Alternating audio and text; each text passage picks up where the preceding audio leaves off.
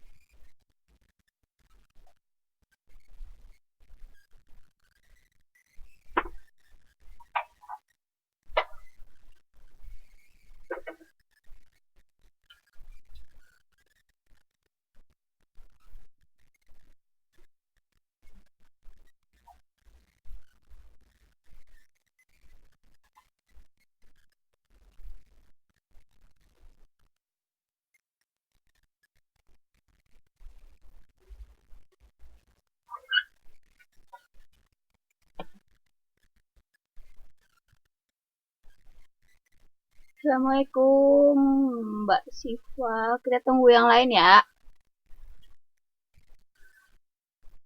Kita tunggu 5 menit sampai 10 menit. Tunggu yang lain ya.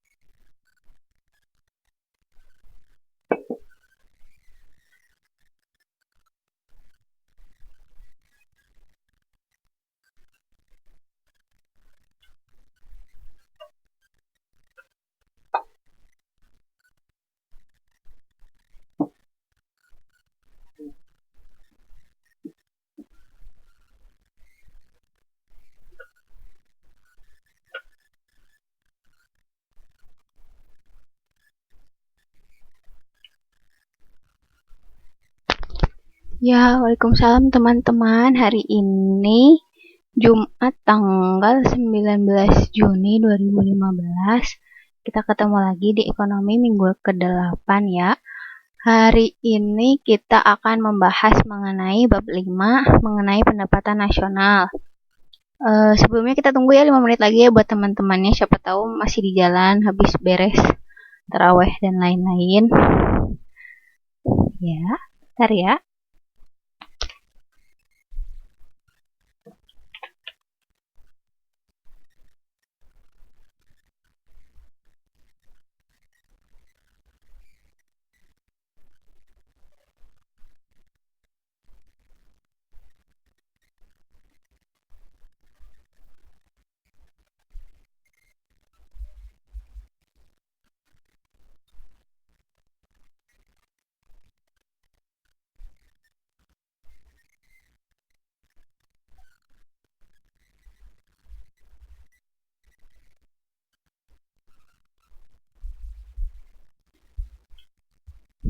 Teman-teman, gimana kemarin UTS-nya, lancarkah? Atau ada yang kesulitan?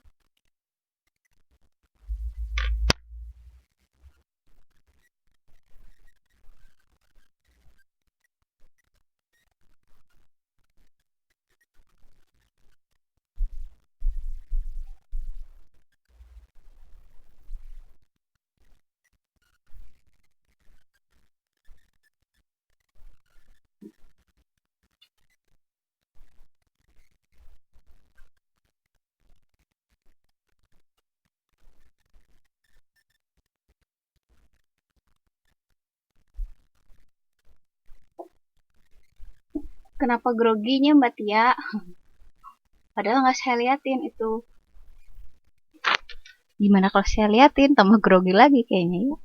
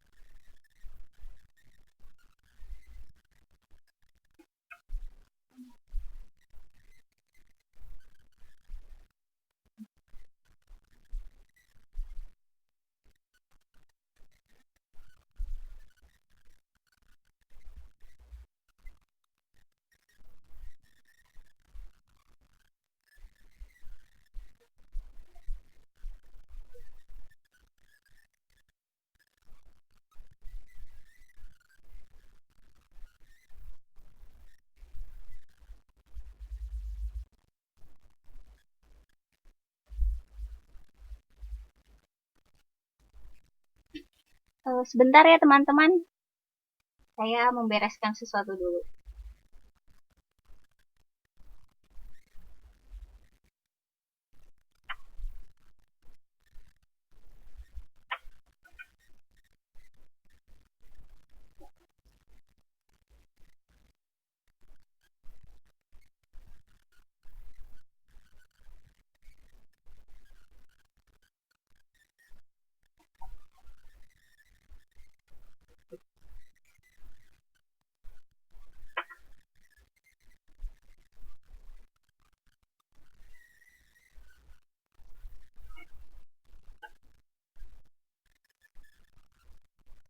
Ya, hari ini kita akan mempelajari bab 5 ya, tentang pendapatan nasional. Sebelumnya, kemarin ada yang mau ditanyakan nggak tentang soal UTS-nya? Karena untuk hasil nilainya belum bisa keluar, karena belum semua saya periksa. Kalau nggak ada pertanyaan, kita akan lanjut masuk ke bagian bab 5 ya, teman-teman.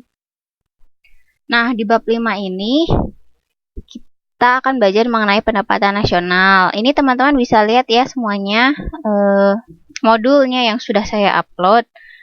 Di sini kita lihat dulu peta konsepnya seperti apa untuk memudahkan kita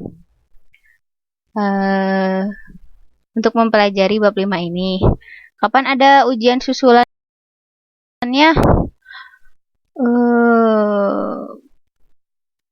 Yang belum mengikuti ujian, silahkan menghubungi saya. Nanti saya akan kirimkan soalnya. Begitu Mbak Sri. Paling lambat minggu depan ya. Kalau yang mau ikut ujian susulan.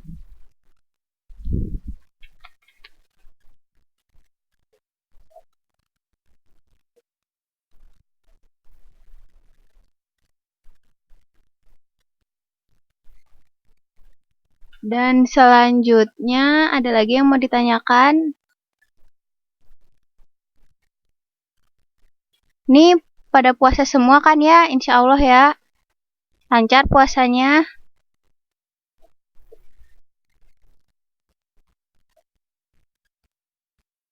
Insya Allah. Oh iya, sebelumnya maaf lahir batin ya. Semoga Ramadan ini berjalan lancar. Ramadan ini bisa menjadi lebih baik daripada sebelumnya, amin.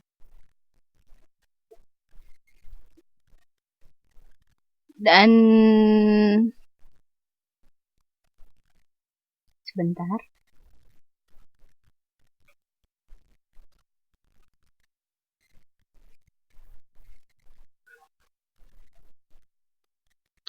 Nah, pada bab pendapatan nasional ini, kita akan mengetahui beberapa halnya mengenai metode perhitungan untuk pendapatan nasional itu sendiri. Di sini kita akan mempelajari untuk metode perhitungan pendapatan nasional ini ada 3 ya, terdiri atas 3 metode perhitungan, yaitu ada pendekatan produksi, pendekatan pendapatan, juga pendekatan pengeluaran. Kemudian pendapatan nasional ini pun kita harus mengetahui beberapa konsep yang biasanya kita bahas yang berkaitan dengan pendapatan nasional, seperti contohnya produk nasional bruto, apakah itu produk nasional bruto, apakah yang dimaksud dengan produk domestik bruto, pendapatan nasional itu sendiri, apa konsepnya, seperti apa, dan lain-lain ya.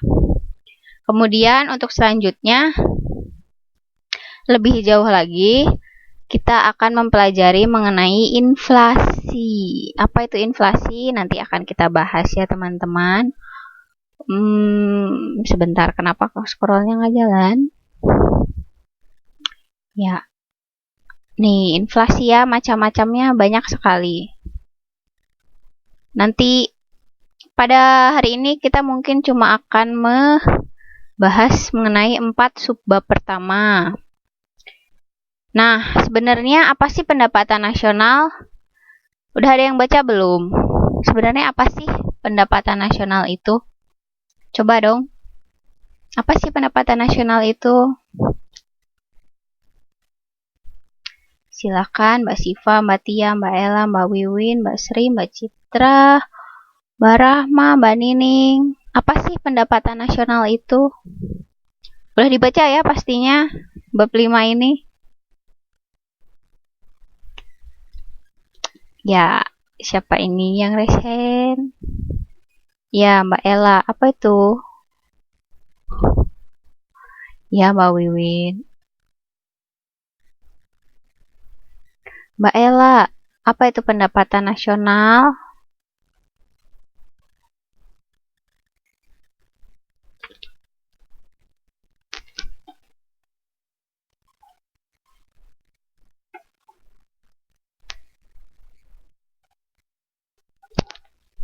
Mak, udah makan? Nah, pendapatan nasional itu sendiri, ini kenapa nggak ada yang ngejawab? Kita coba jawab bareng-bareng ya. Kita diskusi.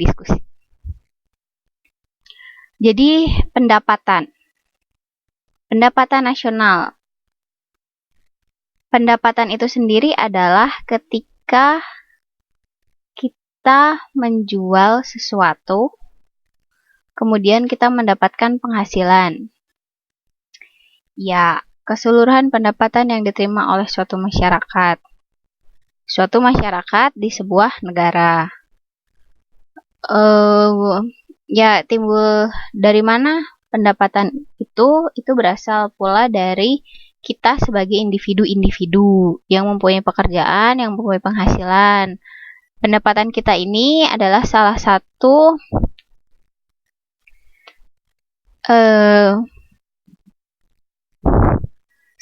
bagian dari pendapatan nasional. Begitu teman-teman.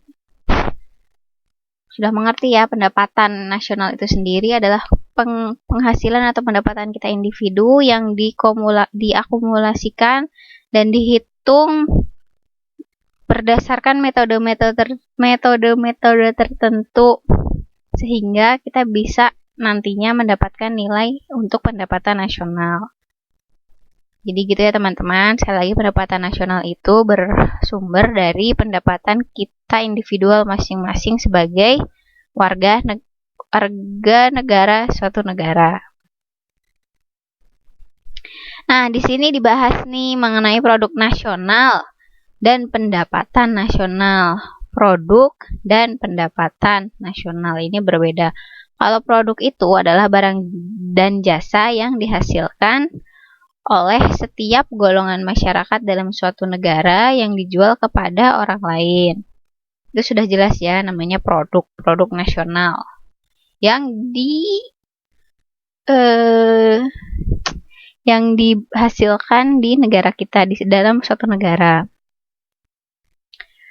Nah, apabila produk nasional ini dinilai dengan uang, maka itulah yang disebut pendapatan nasional. Pendapatan nasional ini menjadi perhitungan kita untuk mengetahui kemajuan ekonomi sebuah negara. Nah, produk nasional ini bermacam-macam. Tentu saja alat ukurnya, karena bermacam-macam tersebut, tidak ada satuan alat ukur yang dapat digunakan untuk menghitung jumlah produk yang dihasilkan. Maka dari itu, kita menggunakan perhitungan harga untuk mengetahui atau menghitung jumlah produk nasional ini. Berarti dengan kita menghitung produk nasional, kita juga dapat mengetahui besarnya pendapatan nasional dalam suatu negara, sehingga kita bisa tahu tingkat kemajuan ekonomi suatu negara itu seperti apa sih, apakah bagus, buruk, medium, atau sebagainya. Nah, selanjutnya di sini ada definisi pendapatan nasional. Di sini ada 3 pendekatan kita dapat mengetahui apa sih definisi pendapatan nasional itu. Yang pertama adalah pendekatan produksi. Pendekatan produksi ini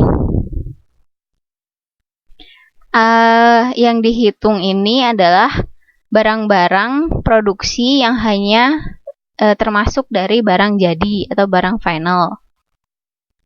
Sedangkan barang setengah jadi itu tidak termasuk dalam perhitungan. Kita udah ngebahas ya kemarin barang jadi dan barang setengah jadi itu bedanya apa, kan ya? Terus selanjutnya di sini disebutkan kalau untuk menghindari terjadinya perhitungan yang double, maka yang dihitung adalah nilai tambah setiap proses produksi sampai barang tersebut tiba di tangan konsumen. Contohnya ini nilai tambah setiap proses produksi sampai barang tersebut tiba di tangan konsumen. Misalnya ini adalah dalam bagian distribusinya, kayak gitu. Setiap proses produksi, maksudnya dari proses produksi kan nggak tiba-tiba langsung ke tangan konsumen, memerlukan bagian distribusi dulu, bagian marketing dulu, dan sebagainya, seperti itu. Ya, ongkir, yaitu Mbak Tia, ongkir, ongkos kirim, masuknya ke distribusi. Ya, Mbak Siva, nggak apa-apa. Semoga tugasnya lancar. Nah, di sini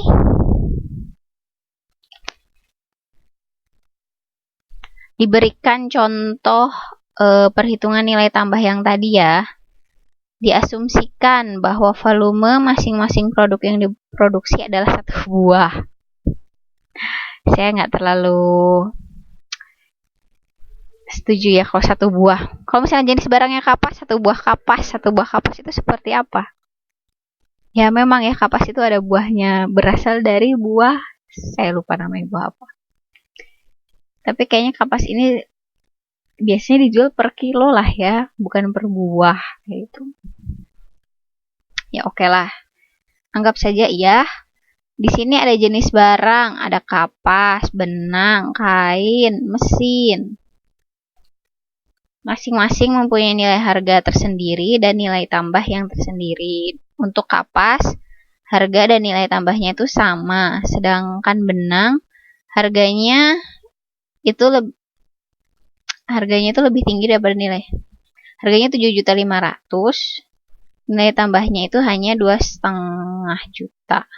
Kemudian untuk kain itu sendiri, harganya 12.500.000 dan nilai tambahnya 5 juta. Mesin 20 juta. Ini benar ya 20 juta ya. Dan nilai tambahnya 7,5 juta. Tapi kenapa dijumlahkan cuma jadi 5 juta? Nah, teman-teman ada yang bisa membantu menambahkan ini? Sebentar. Nah, berdasarkan tabel di atas, sumbangan keempat jenis barang tersebut bagi pendapatan nasional adalah jumlah seluruh nilai tambah sebesar 20 juta dan bukan 45 juta. Oh, jadi ini udah kurang angka 4-nya. Jadi yang untuk di tabel ini bukan 5 juta ya, untuk jumlah dari harga itu 45 juta ya, teman-teman.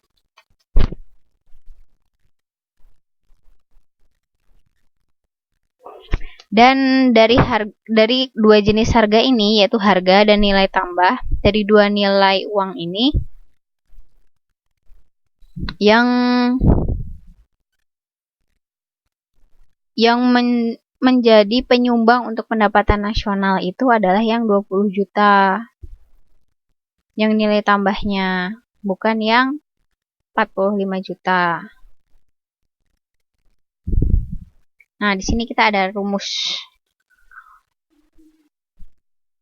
Pendapatan nasional ini berdasarkan pendekatan produksi ya, rumus ini.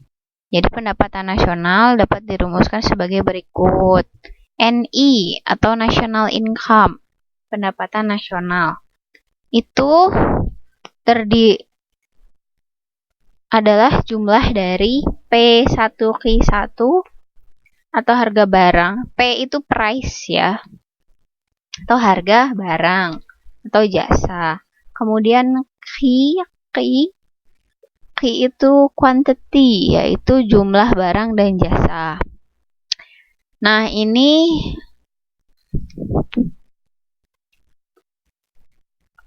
jadi kalau misalnya ada NIP kali Q ya, ditambah P kali Q, ditambah P3 kali Q3, ditambah bla bla bla, hingga seterusnya ya. Ini bisa nyampe 10, bisa nyampe 20, dan lain-lain. Nanti kita coba ya untuk latihan menghitung pendapatan nasional melalui pendekatan produksi. Tapi nanti ya. Saya coba cari contoh perhitungannya dulu. Kemudian, nah, di sini disebutkan bahwa menurut pendekatan produksi, produk domestik bruto itu kotor ya. Produk domestik itu adalah dalam negeri. Jadi kayak produk dalam negeri secara kotornya, perhitungan kotornya itu adalah jumlah nilai barang dan jasa akhir yang dihasilkan oleh berbagai unit produksi di wilayah suatu negara dalam jangka waktu 1 tahun. Itu PDB atau produk domestik bruto. Yang definisinya adalah nilai barang dan jasa akhir yang dihasilkan oleh beberapa unit produksi di suatu negara dalam jangka waktu 1 tahun. Nah, ini tuh di sini disebutkan ada unit-unit produksi itu secara garis besar ada 11 sektor. Di sini dia baca ya, ada pertanian, pertambangan, perdagangan, bangunan, sewa rumah, pemerintahan, dan jasa-jasa. Gitu ya teman-teman. Sampai sini mengerti tentang pendekatan produksi. Jadi pendekatan di mana hasil produksi akhir, barang jasa dan akhir lah yang dihitung. Dan yang dihitung ada itu adalah nilai tambahnya, bukan si harganya. Dan harus diingat yang berkaitan dengan perhitungan yang berkaitan dengan definisi pendapatan nasional melalui pendekatan produksi itu adalah produk domestik bruto, begitu. Paham ya? Nah, ada nih kedua nih, ya.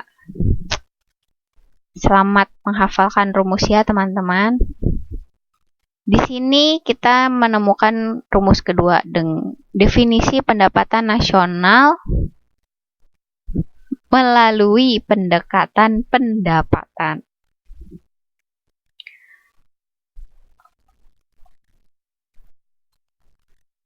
Nah, kalau berdasarkan pendekatan pendapatan ini, itu adalah jumlah seluruh pendapatan yang diterima pemilik faktor produksi, baik berupa sewa tanah, upah, bunga modal, laba pengusaha, maupun pendapatan dari setiap usaha perorangan. Ya, jadi kayak kita punya tanah, nyewain tanah ke misalnya perusahaan A. Kita pasti dapat uangnya kan dari hasil sewa. Nah, itu adalah salah satu unsur yang dijadikan pengukuran pendapatan nasional melalui pendekatan pendapatan. Nah, di sini ada pendekatan pendapatan secara sistematisnya. Rumusnya itu lagi ya, national income atau NI singkatannya ya, NI, national income atau pendapatan nasional. Itu unsurnya ada 4, yaitu R atau rent. R itu singkatan dari rent atau sewa, bahasa Indonesianya. Kemudian W itu singkatan dari wage atau upah. Kalau I itu singkatannya dari interest atau bunga. Bunga ini biasanya yang mengontrol itu adalah bank Indonesia ya, dan akan berpengaruh kepada interest di bank-bank yang lainnya. Kemudian P, profit, keuntungan atau laba pengusaha. Tapi interest ini interest di sini adalah bunganya itu bunganya ini adalah hasil dari kita meminjamkan uang. Jadi kalau misalnya kita minjemin uang 10.000, terus dia harus ngebalikin, kita ngasih bunga kayak misalnya 10%, berarti dia harus ngebalikin ke kita 11.000 ya. Kayak gitu. Jadi 1.000-nya inilah yang disebut interestnya, kayak gitu. Jadi gampang kok ini rumusnya. Jadi kalau national income itu berdasarkan cara menghitung national income atau pendapatan nasional itu, jika melalui pendekatan pendapatan, maka segala pendapatan yang kita terima itu dijumlahin aja. Jadi pendapatan yang kita terima itu kan ada rental atau sewa, R, terus wage, upah, kemudian I, interest atau bunga tadi, kemudian P, profit, keuntungan atau laba pengusaha. Gampang kan ya, cuma 4. Tadi sekarang 4, terus yang tadi ada 2, P dan Q aja. Jadi kalau yang pendekatan produksi tadi ada 2. Iya Mbak Tia, berarti semua keuntungan. Jadi di sini RWIP ini adalah pendapatan atau timbal balik dari faktor produksi yang sudah kita beri kepada perusahaan, seperti itu.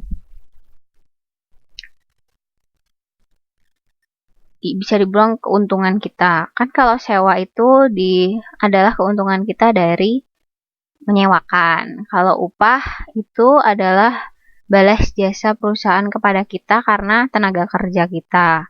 Kalau bunga yang tadi meminjamkan modal berupa uang, materi. Kemudian profit itu adalah selisih antara harga beli dan harga jual, seperti itu. Nah, jadi tadi ya pendekatan produksi itu rumusnya P kali Q, ulangi. Untuk pendekatan produksi, national income itu dihitung dari jumlah price pertama dikali Q pertama, quantity pertama, ditambah jika ada P price harga dari barang kedua dikali quantity atau jumlah barang harga kedua, ditambah bila ada yang ketiga hingga akhirnya yang terakhir atau N yang tak terhingga itu. Mengerti ya? Nah, sekarang pendekatan pendapatan itu ada 4. Jadi national income itu sama dengan sewa ditambah upah ditambah bunga ditambah profit. Begitu. Ya, lanjut ya. Nah, di sini ada nih pendekatan pengeluaran.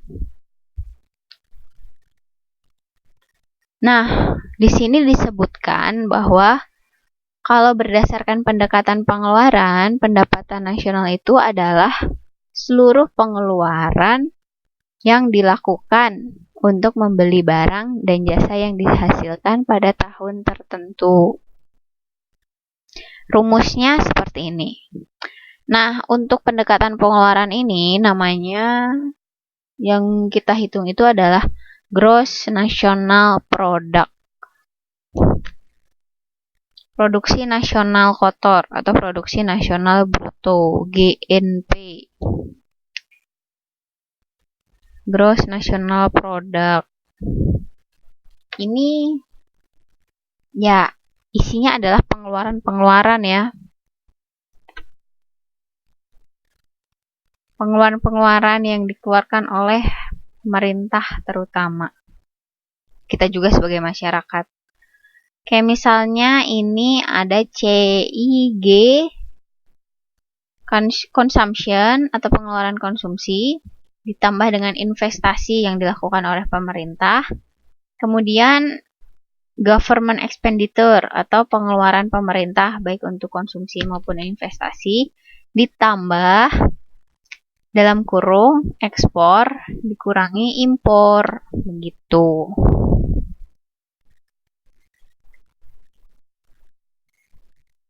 Mengerti ya teman-teman? Jadi kalau pendekatan pengeluaran itu adalah semua nilai-nilai pengeluaran dari negara kita. Apa aja? Yaitu konsumsi masyarakat sendiri, diwakili dengan huruf C. Kemudian investasi yang biasa dilakukan oleh pemerintah atau masyarakat swasta sendiri. Kemudian G dari government expenditure, yaitu pengeluaran pemerintah baik untuk konsumsi maupun investasi. Kemudian ditambah hasil dari ekspor dikurangi impor.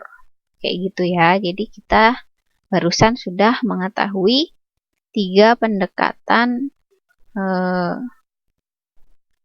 untuk menghitung pendapatan nasional. Ya. Nah, di sini ini ada grafik mengenai contoh pendapatan nasional.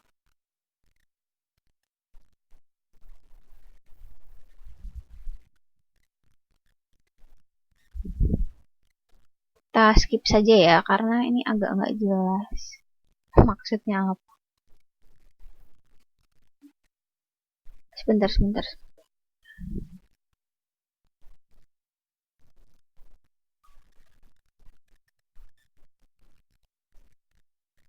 Nah, kalau ya kita coba bahas deh.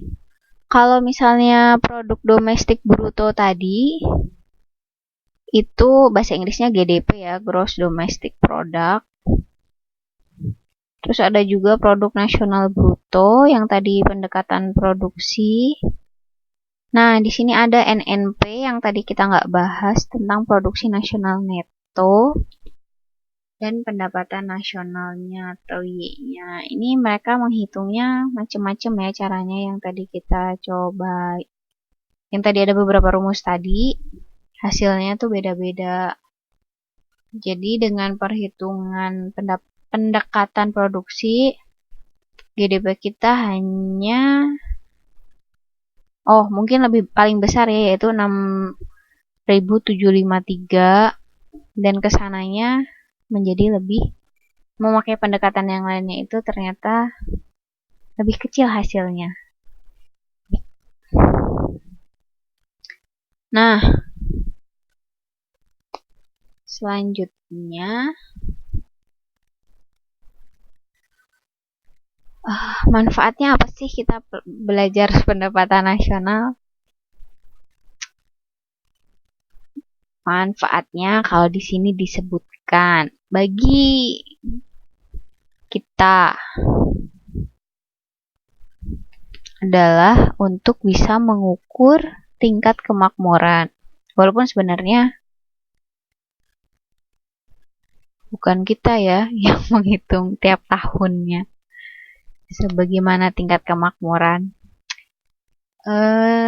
Tapi di sini disebutkan kalau tujuan perhitungan pendapatan nasional ini itu untuk mendapatkan taksiran yang akurat mengenai nilai barang dan jasa yang dihasilkan oleh suatu negara dalam 1 tahun.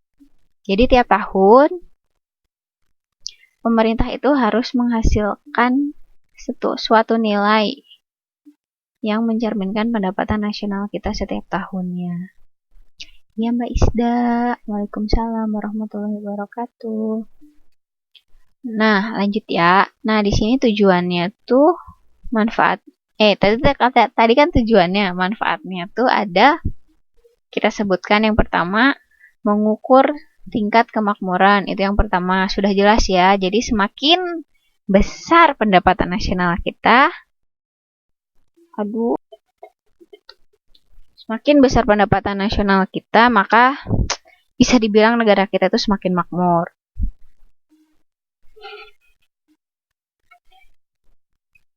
Nah, selanjutnya, yang kedua, manfaat kedua adalah mengetahui dan menelaah susunan atau struktur perekonomian.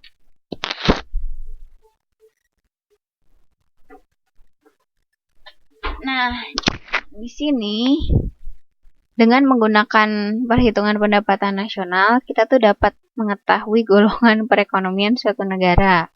Apakah termasuk negara agraris atau industri?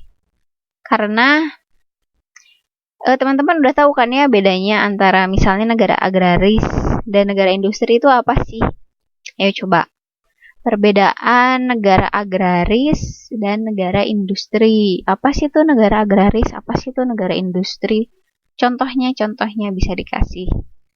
Contoh deh, coba ayo siapa? Mbak Siva, Mbak Tia, Mbak Wiwin, Mbak Sri, Mbak Citra, Rahma, Mbak Nining, Mbak Isda, Mbak Pur. Bedanya apa sih? Atau kasih contoh deh, negara agraris tuh contohnya negara mana? Negara industri itu contohnya negara mana?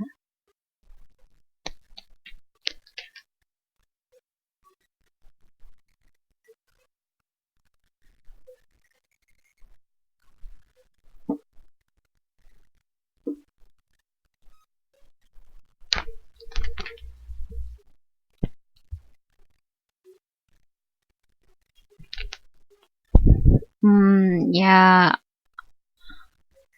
ya, negara Indonesia adalah negara agraris. Pada tahun kapan? Saya bisa bilang untuk mungkin 10 tahun yang lalu masih kita bisa bilang negara kita itu negara agraris. Tapi entah dengan sekarang.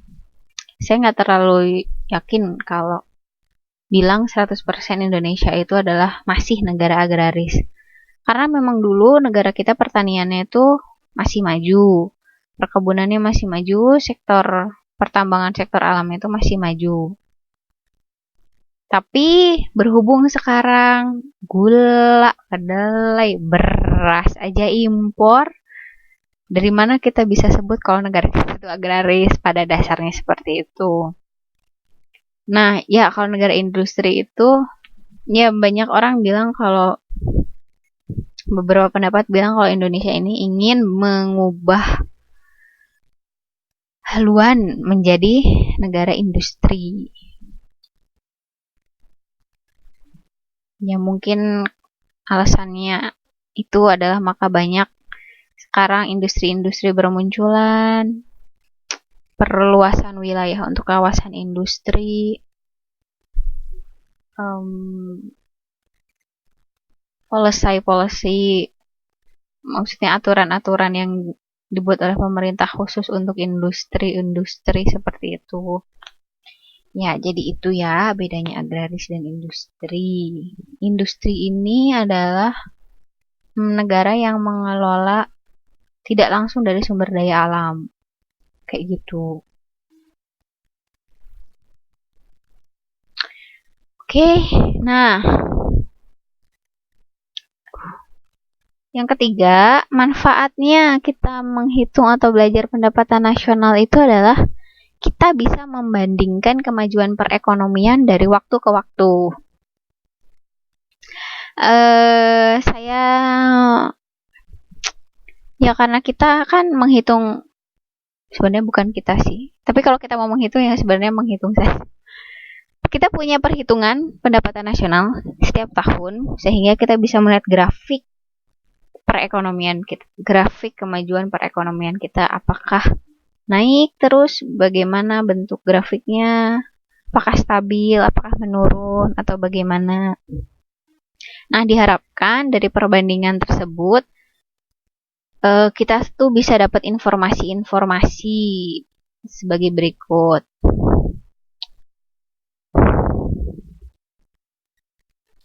Ya, yang jelas kita bisa tahu ya kenaikan dan penurunan pendapatan per kapita kita berdasarkan jumlah penduduknya.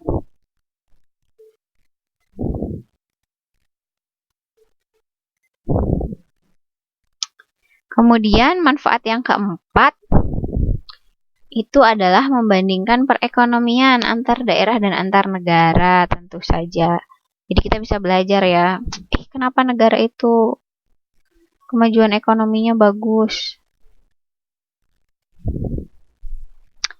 Lihatlah kita berarti ya belajar dari negara tetangga mungkin. Dan mencoba diterapkan teknologi-teknologi dan teknik-teknik ekonomi mereka gitu. Nah, di sini disebutkan untuk membandingkan perekonomian antar daerah dan antar negara itu digunakan misalnya pendapatan nasional per kapita antara Jawa Tengah dan Jawa Barat, Indonesia dan Jepang. Wah, jelas sekali ya perbandingannya ini. Perbandingan ini berguna untuk menilai seberapa jauh kita tertinggal atau lebih maju dibandingkan dengan negara lain. Gunanya kira-kira apa ya, teman-teman? Ada teman-teman punya pendapat? Gunanya apa sih kita ngebandingin negara kita sama negara lain? Misal, Indonesia dan Jepang. Ya udah tau lah ya, negara Jepang itu lebih maju daripada kita. Terus apa dampaknya?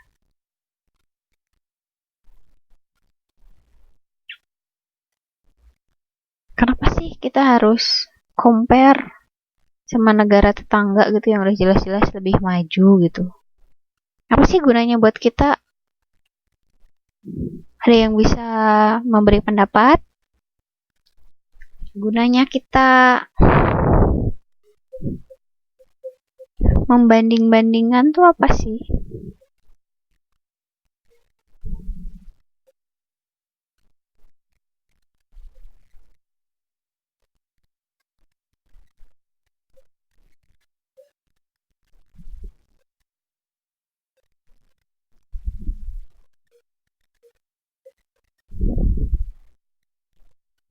Ayo teman-teman,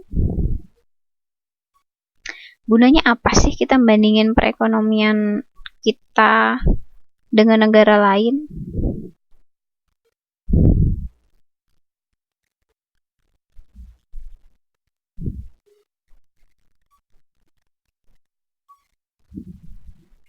Ayo.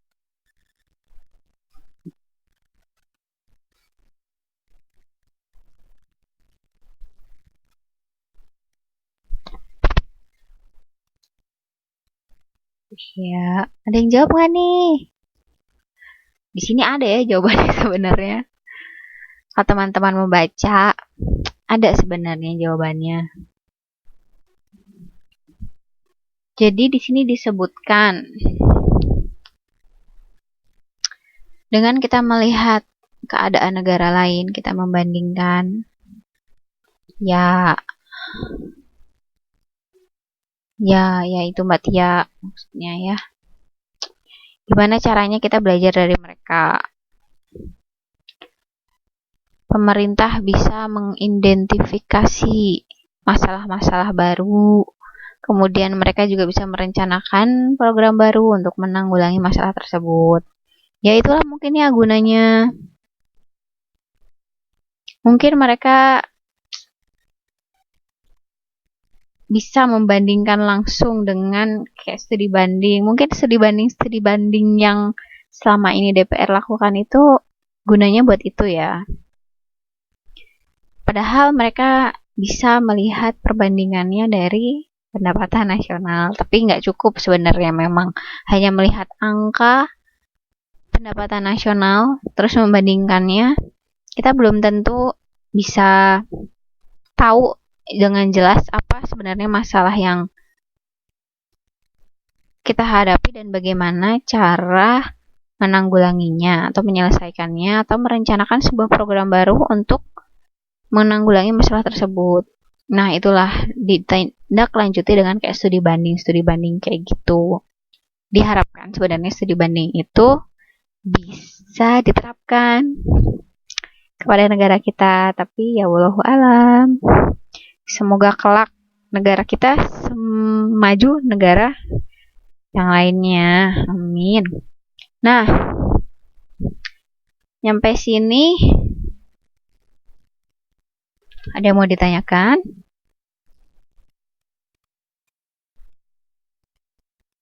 Tadi kita udah membahas konsep, kemudian kita udah tahu pendekatan-pendekatan seperti apa untuk menghitung pendapatan nasional. Tadi ada 3 ya, pendekatan produksi, pendekatan pendapatan, dan pendapatan pengeluaran. Iya Mbak Citra. Waalaikumsalam warahmatullahi wabarakatuh. Nah, terus barusan kita juga udah belajar atau mengetahui apa tujuannya kita mempelajari pendapatan nasional dan apa manfaatnya untuk kita mempelajari pendapatan nasional. Nah, sampai situ ada yang mau bertanya? Atau belum jelas? Sebelum kita lanjutkan ke sesi selanjutnya.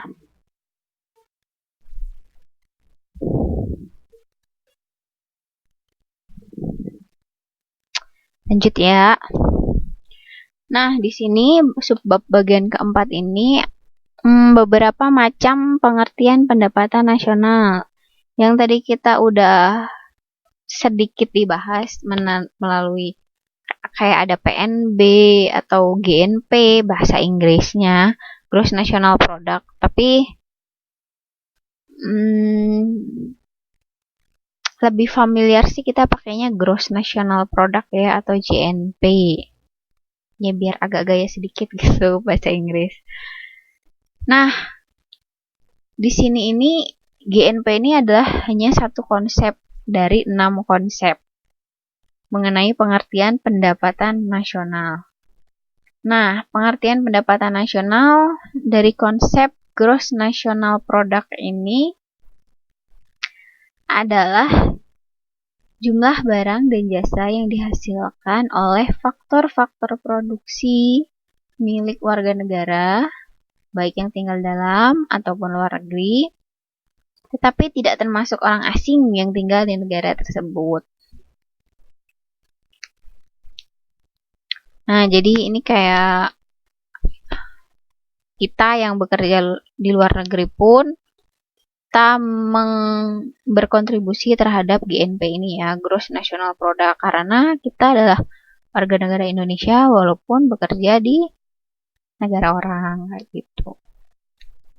Tapi kalau foreigner atau orang asing kerja di negara kita itu nggak dihitung, dia tidak termasuk pendapatan yang berkontribusi dalam Gross National Product ini.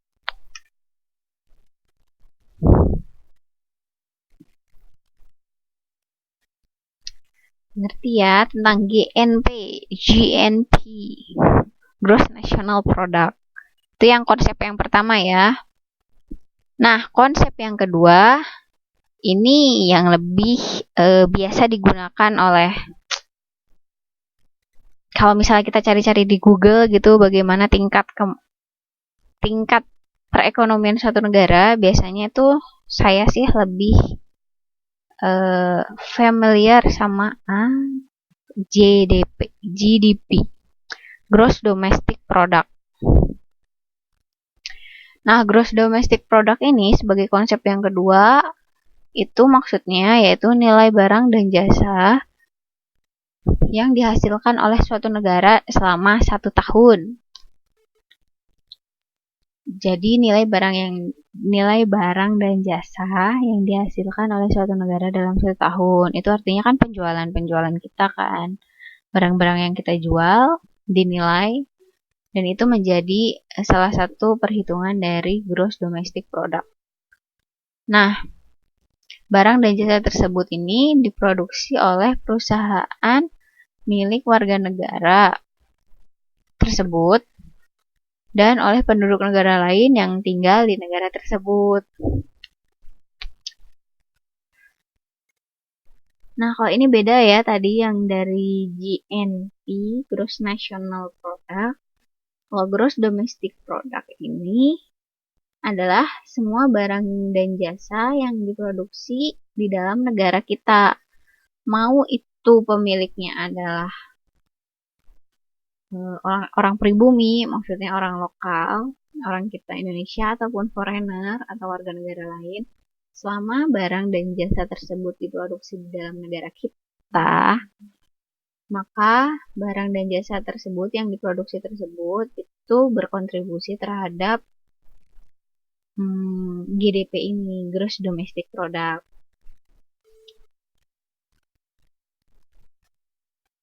Nah, di sini ada rumus lagi.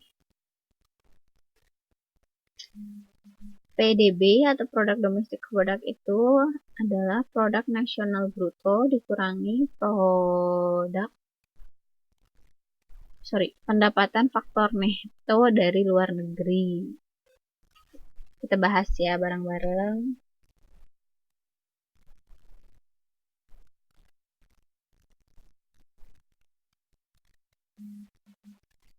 Nah, dari dua konsep yang tadi ya, yang ada GDP atau GNP atau PDB dan PNB. Nah, di sini ada yang namanya pendapatan faktor neto dari luar negeri. Nah, PVN dari LN ini adalah pendapatan faktor-faktor produksi yang diterima dari luar negeri dikurangi pengeluaran untuk membayar faktor-faktor produksi luar negeri. Jadi gimana teman-teman? Sekali lagi ya.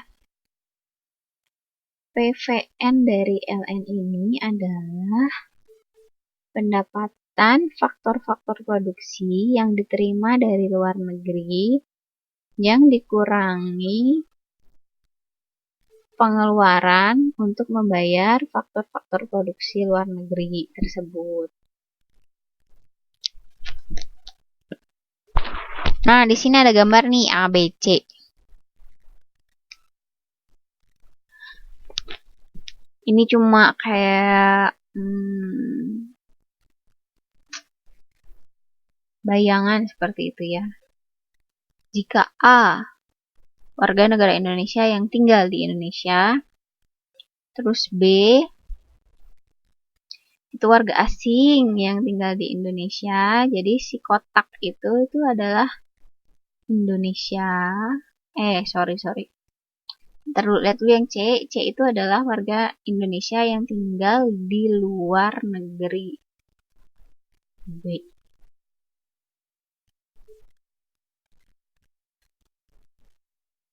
Jadi si C. Jadi negara kita itu hanya setengah lingkaran besar itu ya, yang A itu. Terus kalau negara orang itu adalah yang bawahnya. Nah, maka produk domestik bruto atau PDB. PDB ini adalah nilai barang dan jasa yang dihasilkan oleh A dan B. Berarti yang kotak itu ya. Yang kotak itu PDB-nya. Kalau PNB, produk nasional bruto, itu nilai barang dan jasa yang dihasilkan oleh A dan C. Kayak gitu. Ngerti ya teman-teman? Nah, kemudian konsep yang ketiga ini, wah pendek sekali konsep kita. Kita sebut produk nasional neto, PNN, atau net, bersih ya net itu, atau neto, net national product, atau NNP. Nah, PNN ini adalah, sebenarnya ini rumus ya. PNN ini adalah GNP yang tadi, Gross National Product, dikurangi depresiasi atau penyusutan replacement dari barang-barang modal dalam proses produksi. Jadi kalau misalnya dalam proses barang-barang modal dalam proses produksi, kebayang ya teman-teman, kayak mesin kayak di perusahaan kain, kayak mesin pemintal. Ya ada ya mesin pemintal. Kayak mesin pemintal, kita kan butuh mesin pemintal. Mesin itu adalah salah satu jenis barang modal yang digunakan dalam proses produksi. Nah, si mesin ini setiap tahun itu pasti nilai gunanya itu pasti berkurang kan. Kayak misalnya kita beli misalnya 10.000. Ya nggak 10.000, 10 juta. Mesin kita beli 10 juta pada tahun pertama. Nah, ketika tahun kedua, nilainya itu udah nggak 10 juta lagi karena sudah terdepresiasi atau tersusutkan. Mungkin tahun kedua itu harganya hanya, atau nilai manfaatnya hanya 8 juta. Berarti depresiasinya itu adalah 2 juta. Itu maksudnya. Jadi GNP atau Gross National Product ini dikurangi depresiasi yang 2 juta tadi dari barang-barang modal dalam proses produksi seperti mesin tadi. Gitu ya teman-teman. Ini sebenarnya rumus cuma dalam bentuk kalimat. Nah, terus yang konsep yang keempat, yaitu pendapatan nasional itu sendiri atau national income. Nah, pendapatan nasional ini adalah NNP yang tadi. NNP itu yang di atasnya ya. Yang nomor 3 tadi. Yang dihasilkan dari GNP dikurangi depresiasi barang modal proses produksi. NNP dikurangi pajak tidak langsung. Pajak tidak langsung itu seperti apa contohnya? Kayak PPN, pajak penambahan nilai. Kemudian PPH, pajak penjualan, biaya impor, dan cukai. PPN ini ada yang bisa ngasih contoh nggak? Contohnya di mana sih PPN ini? PPN, kalau bayar PPN itu kalau pas beli apa PPN itu? Atau membayar apa terus plus PPN? Ayo, yang suka jalan-jalan, yang suka shopping-shopping pasti tahulah ya ini PPN. Biasanya PPN ini kita temukan, kita bayarkan saat makan di restoran kah? Biasanya sih di restoran atau beli baju kadang-kadang. Biasanya plus PPN 10% kayak gitu. Terus kalau pajak penjualan atau PPH, ya supermarket juga biasanya suka ada PPN-nya. Nah, kalau PPH ini, pajak penjualan, saya lebih suka menyebut PPH ini adalah pajak penghasilan. Jadi saat kita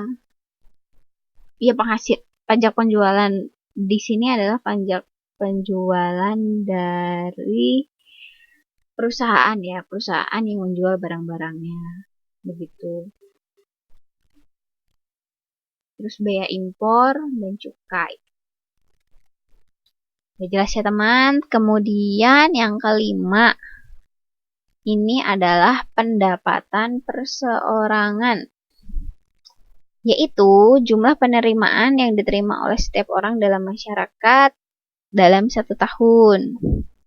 Jumlah penerimaan yang diterima oleh setiap orang dalam masyarakat dalam 1 tahun. 1 tahun, udah jelas ya. Kalau 1 tahun, 1 bulan saya dapat gaji 1 juta. Berarti dalam 1 tahun pendapatan perseorangan saya adalah 12 juta. Itu baru dari gaji misalnya. Belum misalnya saya dagang.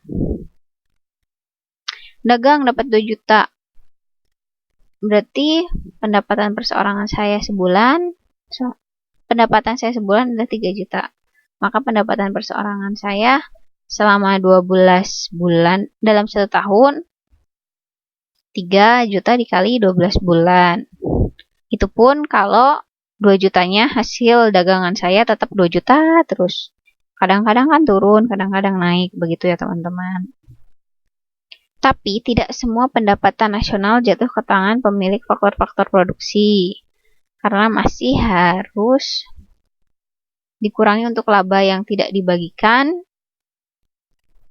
pajak perseorangan, iuran jaminan sosial, dana pensiun, pembayaran transfer yang diterima oleh perseorangan, baik dari negara atau swasta.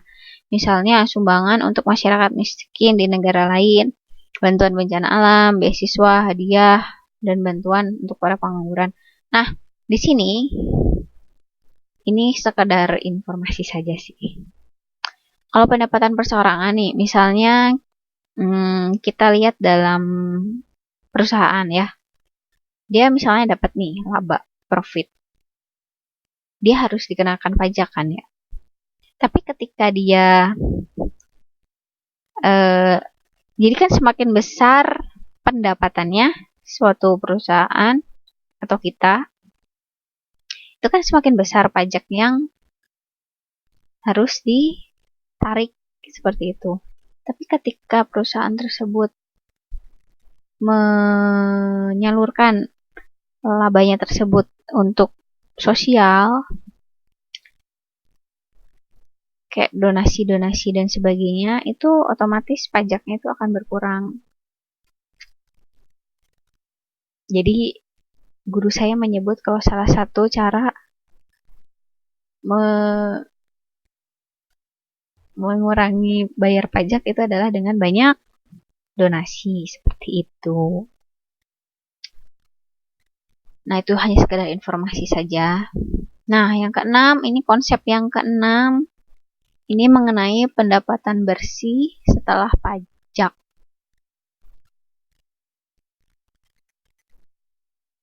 Nah, disebutnya adalah pendapatan pribadi atau personal income setelah dikurangi pajak langsung atau pajak penghasilan.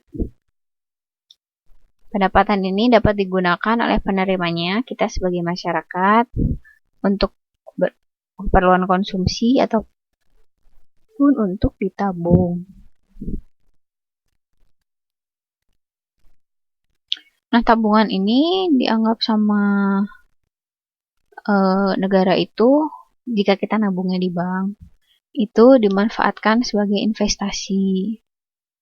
Nah, sedangkan pendapatan kita yang tidak kita simpan di bank, itu namanya hoarding. Hoarding ini adalah kebocoran tabungan yang pada akhirnya akan mengakibatkan menurunnya pendapatan nasional.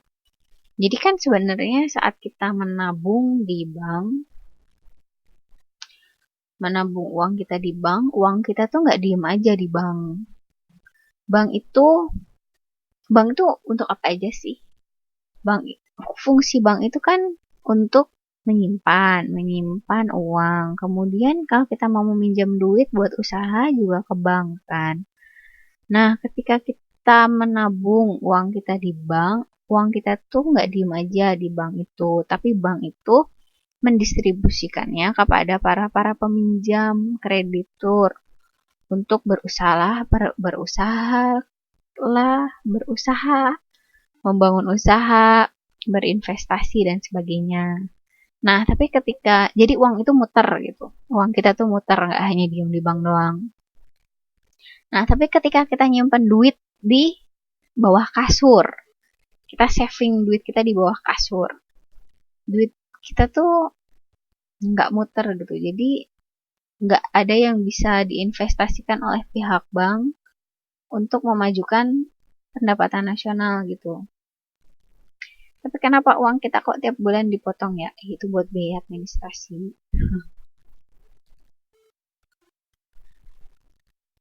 Ya, itu buat biaya administrasi dipotong. Tapi kalau misalnya kita lihat lagi, kita tuh tiap bulan tuh ada tambahan biasanya.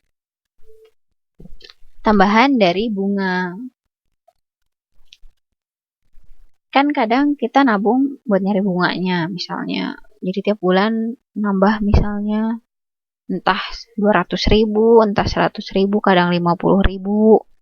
Memang pasti ada potongannya karena itu kayak potongan administrasi. Ya namanya bank tentu saja punya kalau saya bilangnya itulah jasa uang jasa untuk ya emang kadang-kadang lebih banyak daripada bunganya. Berarti kita harus pintar-pintar milih bank ya Mbak. Pilihlah bank syariah. Ya walaupun pada dasarnya nggak begitu syariah juga sih bank-bank syariah di Indonesia. Tidak sesyariah namanya begitu. Tapi setidaknya lebih baik insya Allah. Kayak gitu. Nah, ya jadi ya mending kalau menurut teman-teman mending gimana? Mending nabung di bank nih. Walaupun pasti kepotong administrasi, tapi tiap bulan atau beberapa periode tertentu kita dapat bunga lah seperti itu, atau tapi uang kita muter, atau kita simpen di bawah kasur, uang itu nggak bermanfaat sama sekali, dan bagaimana? Nggak aman juga. Tiap hari kita harus 24 jam mengawasi uang kita di kasur, kan kayak gitu. Jadi itulah ya, potongan-potongan tadi tuh buat bayar-bayar security gitu, Mbak. Jadi ikhlaskan saja lah. Nah, ya makanya kenapa bank-bank itu selalu menawarkan offering selalu offer ke kita, offering ayo Mbak buka tabungan di bank kita gini. Terus sebenarnya kita juga menyumbang, kita memberikan sumbangsih kita untuk pembiayaan pembangunan, karena dengan uang yang kita tabungkan di bank, orang-orang bisa pinjam modal lah untuk berinvestasi dalam pembangunan kayak gitu.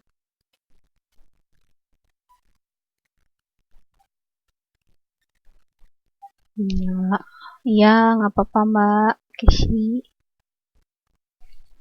Nah, nyampe sini konsep pengertian pendapatan nasional ada yang mau ditanyakan?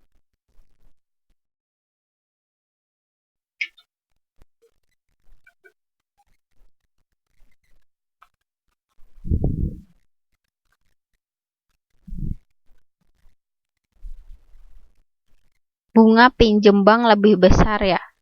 Ya, karena disitulah mereka mendapatkan penghasilan utamanya. Saya juga nggak terlalu paham sih mengenai perbankan. Hanya yang saya tahu kenapa bunganya lebih besar karena ya disitulah mereka penghasilan utama mereka ya dari situ gitu. Dari bunga yang dipinjam uangnya itu.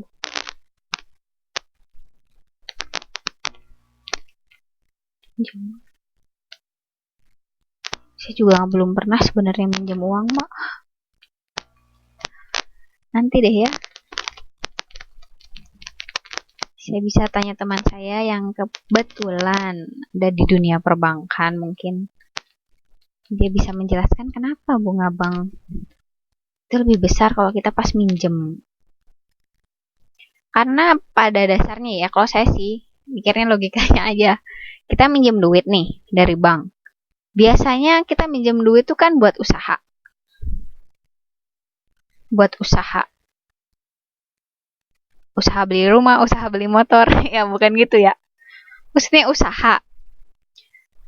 Yang notabene kita menghasilkan uang kan dari pinjaman bank tersebut. Yang diharapkan sih hasil dari pinjaman tersebut yang kita usahakan itu menghasilkan uang yang cukup banyak sehingga bank pun juga berani gitu ngasih bunga yang lebih tinggi kepada peminjam-peminjam uang. Karena jelas uangnya tuh ada di mereka untuk diusahakan, begitu sih. Kalau saya pikir logika saya sih gitu sih, Mbak.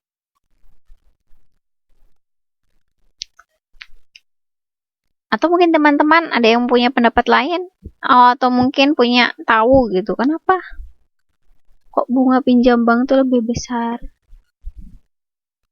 Kita bisa diskusi di sini ya, walaupun kita lagi nggak ngomongin bunga sebenarnya.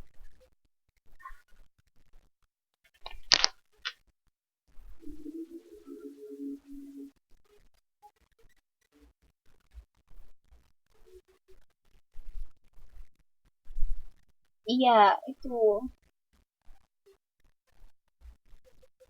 salah satunya Mbak Tia. Tapi sebenarnya saya nggak tahu sih, karena saya pribadi saya nabung ya nabung aja gitu, nyimpen uang di bank karena lebih aman.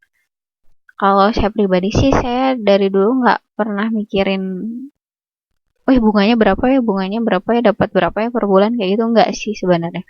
Jadi penasaran emang dari teman-teman sebanyak apa sih yang sampai mikirin segitunya gitu.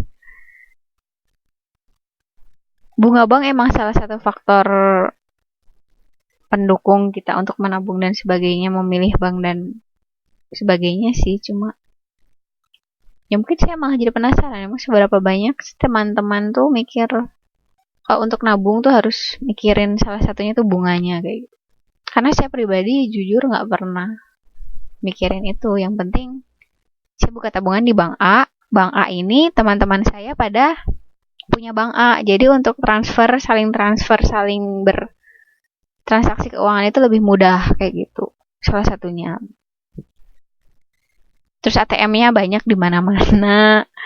Itu sih salah satu saya memilih bank. Atau untuk menabung di sebuah bank. Ya. Soalnya kalau masalah pertama saya nggak terlalu tertarik dengan bunga-bungaan itu. Bunga-bungaan yang berbunga-bunga entah apa itu. Karena pada dasarnya maaf ya. Itu kan kayak riba bagi banknya kan. Tapi saya ya sudahlah gitu. Saya hanya melihat amannya saja, efisiensinya saja dan sebagainya.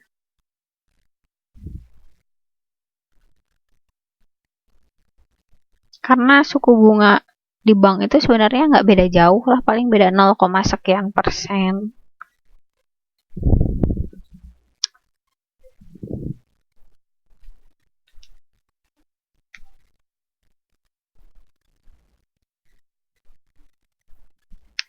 Ya, tuh kalau nggak ada yang tanyakan lagi, udah pada jelas ya semuanya.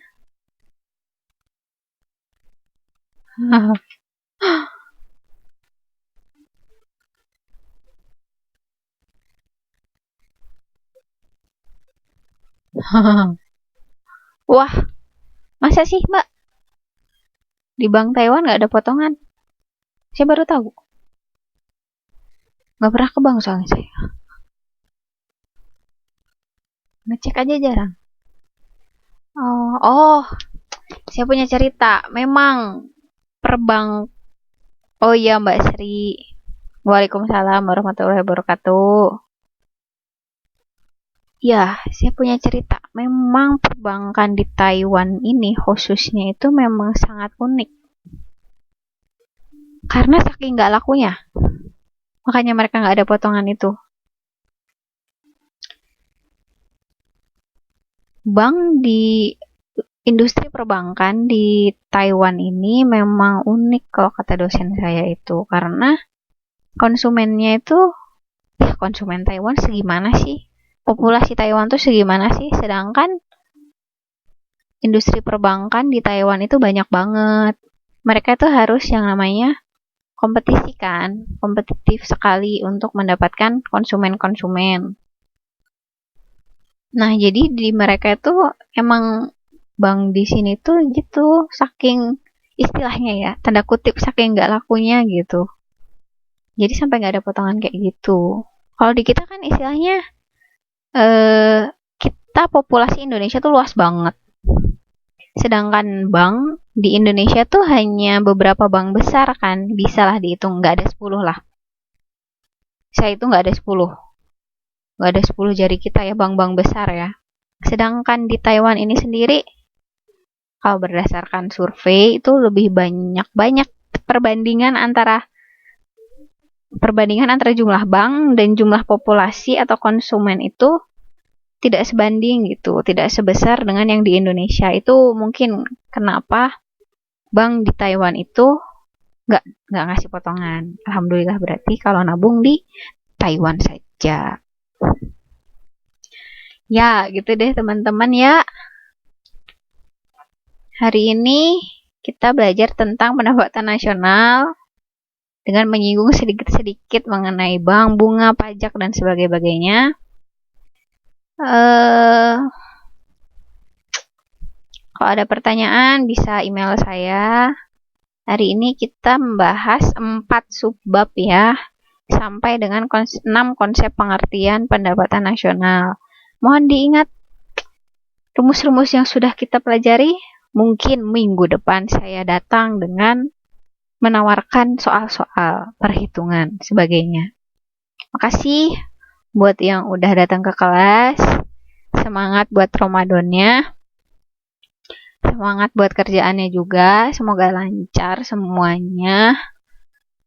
Semoga minggu depan kita masih bisa ketemu lagi. Semoga ilmu yang kita dapatkan malam ini barokah, punya manfaat, dan sebagainya. Salam untuk keluarga di rumah. Terima kasih semuanya. Alhamdulillahirrahmanirrahim. Assalamualaikum warahmatullahi wabarakatuh.